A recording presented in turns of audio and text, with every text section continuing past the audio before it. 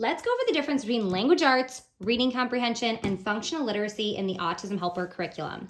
None of the content in any three of these subjects is redundant. It all streamlines nicely. So if you're working on level 3 in language arts, you'll work on level 3 in functional literacy. It will really expand and extend on the skills. So you can definitely use all three or just one or two. So let's talk about the difference. So first up, we have language arts.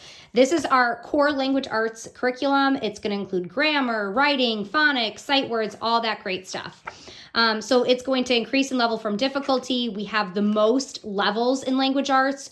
We have 0.5, which requires no writing, level 1, which requires no writing, level 1.5, which requires no writing, and then level 2, 3, and 4. So here's 4, our most difficult level, and then here is 1.5, which expands on the skills in level 1, but with minimal writing. So all tracing, circling, or simple fill-ins. So that's language arts. You're going to include writing. There is some reading comprehension here because reading comprehension is tied into almost everything we do with language arts.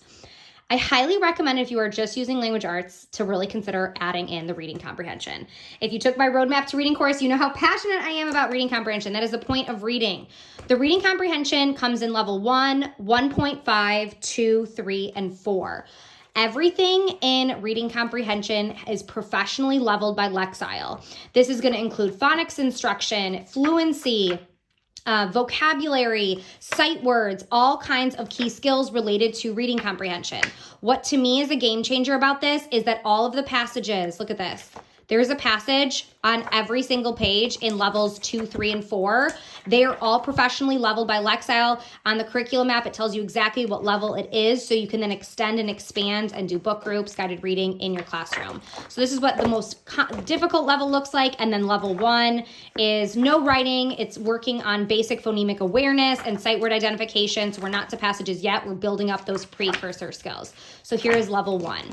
And then we have our functional subject. So our functional subject is going to extend on language arts and reading comprehension skills using real-world based text. So things like the weather forecast, mail, signs that we see, all of the vocabulary is going to be super functional, things that we need in the real world, all of these skills, whether it's something like sequencing, we're going to be sequencing steps to an everyday routine or filling in a to-do list. So it's all going to be things that are really relevant to things you and I do on a daily basis, coupons, menus, all real-world text, real-world concepts. And here's what functional literacy level 1 looks like.